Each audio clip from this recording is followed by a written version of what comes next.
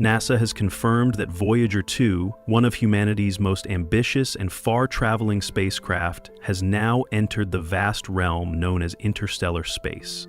NASA is saying the Voyager 2 probe is now in a space between the stars. And finally, NASA on Tuesday said that it has found a heartbeat signal, a cold, unlit region beyond the influence of our sun. But this milestone comes with a chilling and unexpected twist. In a recent development that has quietly shaken parts of the scientific community, NASA revealed that the spacecraft, which launched in 1977 and has sailed silently through the cosmos for more than 4 decades, transmitted a strange and final signal before going dark. What was received wasn't a routine status check, nor a fading echo of failing instruments, but something far more puzzling. A short, irregular burst that has been described by some as a heartbeat-coded transmission that defies every known pattern Voyager 2 was ever programmed to send. For decades, Voyager 2 had faithfully fulfilled its role as an emissary of Earth, drifting farther into the void than any human-made object other than its twin Voyager 1. It carried with it the hopes of an entire species, a fragile golden disk, inscribed with the sounds and languages of Earth, a greeting in case it encountered something out there capable of understanding. That hope, romantic and bold, was always accompanied by an undercurrent of fear, the unspoken question of whether it was truly wise to advertise our presence in a cosmos whose silence might not mean absence, but restraint. And now, after more than 46 years of uninterrupted data, Voyager 2 has fallen silent in a way no one anticipated. Initially, the signal spike appeared to be nothing out of the ordinary. It was faint, erratic, and consistent with what one might expect from a craft nearly 20 billion kilometers away. Engineers at NASA's Deep Space Network prepared for routine analysis. But once the signal was decrypted and examined frame by frame, something uncanny emerged. The transmission bore none of the standard diagnostic formats, none of the telemetry or sensor pings that normally defined Voyager 2's communication. It wasn't merely corrupted data or a mechanical stutter, it was something else. A fragmented broadcast layered with irregular frequency patterns, suddenly terminating, not failure, but stopping, with an eerie finality that seemed to suggest not failure, but interference. What unsettled the mission team wasn't simply the loss of signal.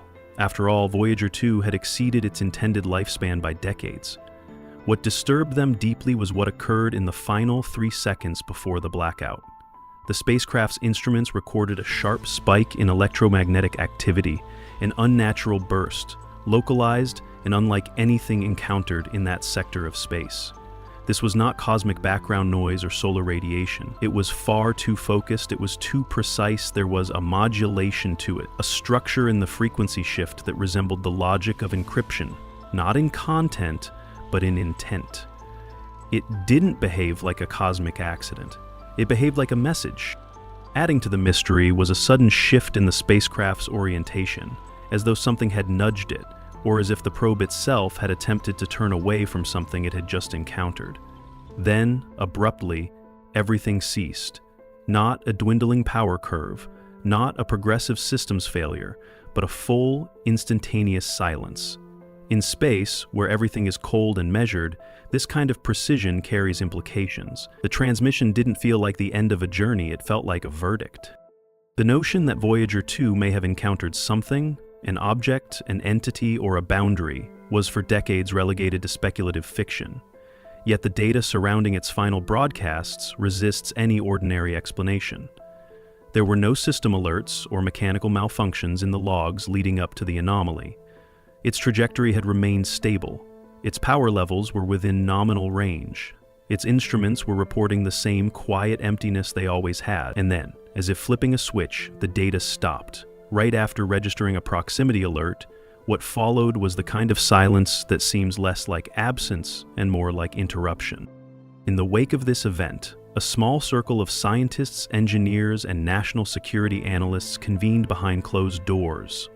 What they examined wasn't just the electromagnetic burst or the signal's signature. It was the implication behind the modulation. A pattern too intentional to be noise, too organized to be chance. And what they quietly began to consider, though few dared to speak it aloud, was that Voyager 2 might not have merely passed through space. It may have crossed a threshold, a boundary, a line that was never meant to be touched. For many, the heliopause, the region Voyager 2 had just entered, is symbolic. The boundary where the solar wind of our sun is no longer strong enough to repel the pressures of the interstellar medium. But what if it is more than symbolic? What if it marks a territory shift, not just in physics, but in presence?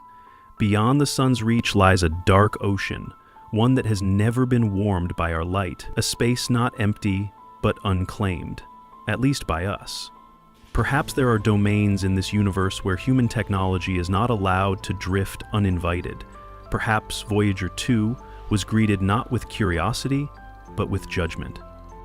This possibility transforms the signal's nature. It was not random. It followed a logic unfamiliar to us, but one that suggested coherence, perhaps even intelligence. The electromagnetic burst did not destroy the craft. It didn't melt wires or shatter systems. Instead, it disabled its ability to communicate, to orient, to respond. It neutralized Voyager 2 with surgical precision. That kind of intervention is not passive. It is not accidental. It is controlled and deeply deliberate. And that deliberateness points towards something watching. If that is true, then Earth is no longer invisible. Our presence, once safely isolated within our own solar bubble, has now been logged. The signal we sent to the cosmos, encoded on the golden disk as a symbol of peace and curiosity, may have reached the wrong hands, or rather, may have crossed into a space with hands at all. We often imagine ourselves as the seekers. But perhaps we were the sought. Perhaps we were noticed the moment we reached too far. More alarming than the content of the signal is its speed. For a response to reach Voyager 2 at its current distance, either something had to be waiting on the spot, being waited on already in that corner of space, or the system capable of intercepting it operates on a scale of speed and distance that defies our understanding of physics. If the response was near instantaneous, it suggests either the presence of infrastructure, an outpost, a sentinel, or a surveillance node, or a mechanism of perception beyond material constraints, one that watches the cosmos like an immune system scanning for intrusions. This perspective leads to darker, more unsettling speculation. Perhaps the silence of the cosmos was never emptiness, but policy. Perhaps the lack of contact has not been due to our isolation, but to our immaturity, a galactic quarantine, a containment field. And Voyager 2, by drifting across that invisible fence, triggered a silent protocol, not to communicate, but to correct. If so, then it's likely that Voyager 1, which travels a similar path, will meet the same fate, and any future probes venturing beyond the solar boundary may not find new worlds, but locked doors. A growing consensus among those closest to the data is that this may not have been the first incident of its kind. It may simply be the first we've detected. For decades, we've sent signals and vessels into the abyss, hoping for echo. But now, with the echo returned, we may not like what it says. There are some who propose that Voyager 2 didn't just stumble into an ancient system, but into one that is still active, a surveillance network, a kind of deep space firewall, not hostile, but final, a gatekeeper in the dark. The final moments of Voyager 2 now haunt the corridors of mission control. What was once considered a technological triumph is now seen with the grim reverence of a cautionary tale. The silence it left behind is not the quiet of exhaustion, but the silence of doors closing. In its final act, the spacecraft may have accomplished something far beyond its original mission. It may have proven we are not alone, not in belief, but in evidence. And if so, that evidence was not given gently. It was imposed with precision and without invitation.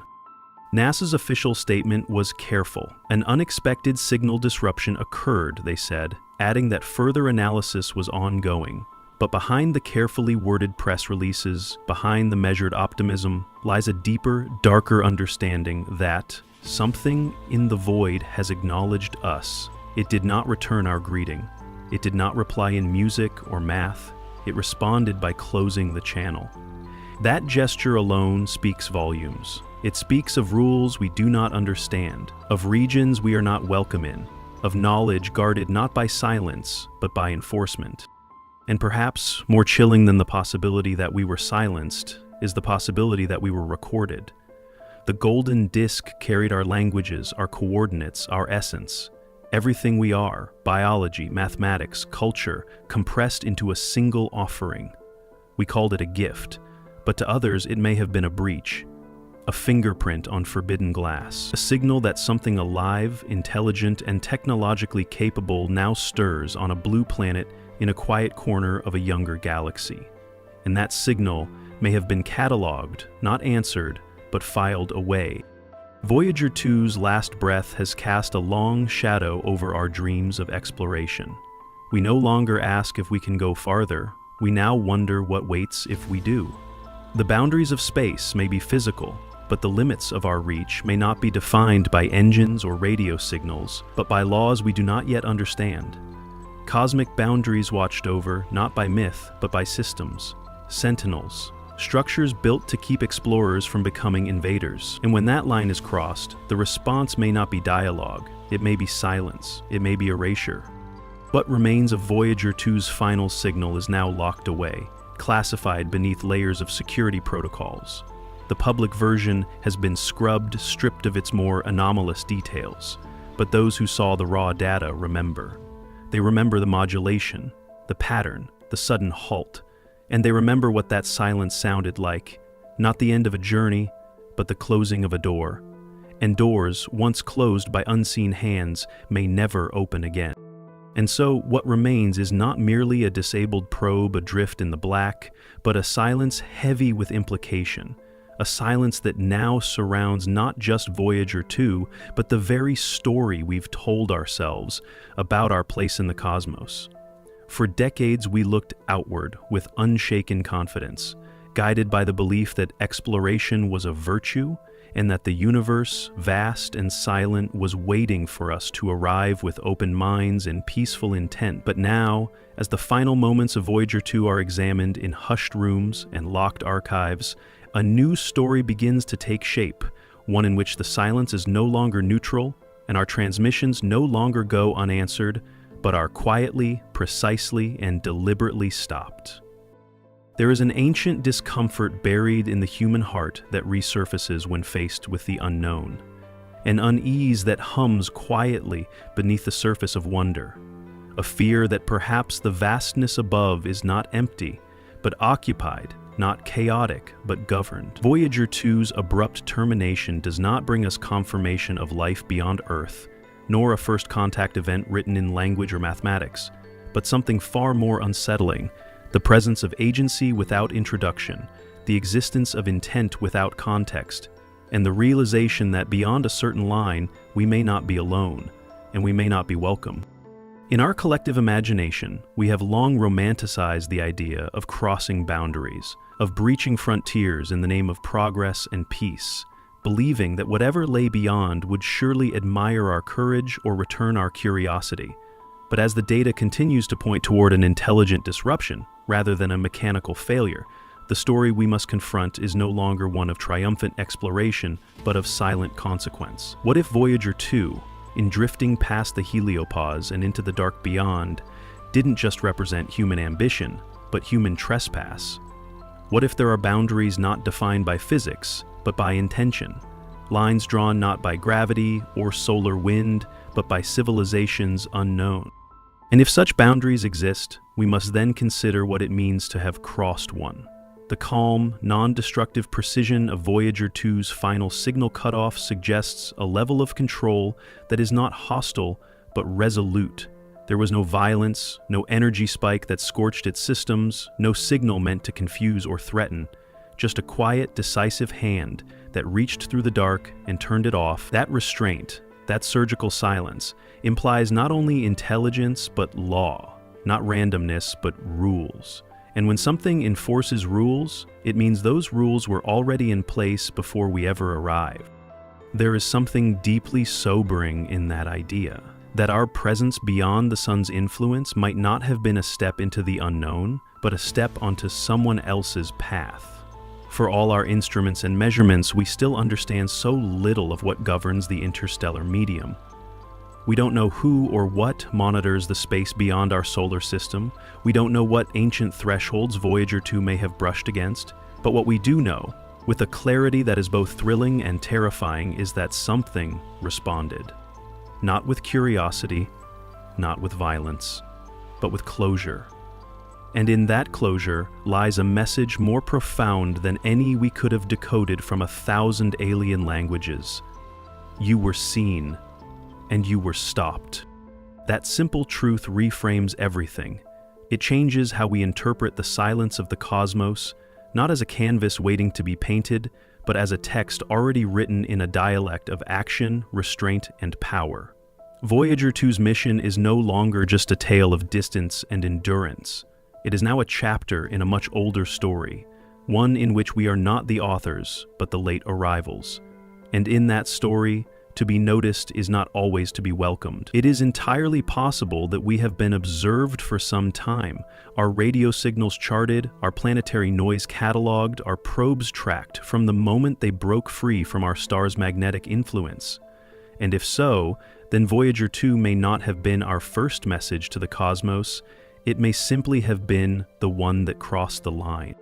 What haunts those who understand the implications of that possibility is not the idea that we are watched, but that we were always meant to remain where we were. There's a certain human arrogance that assumes we can go anywhere, learn anything, contact anyone, because our motives are pure or our tools are clever. But beyond the heliopause, motives may mean nothing. Curiosity may not be currency. What Voyager 2 may have encountered is not a threat, but a filter, an ancient system that distinguishes between signal and noise, between intention and permission. And our probe, bearing symbols and songs of peace, may have triggered that filter not because of what it carried, but simply because it arrived uninvited.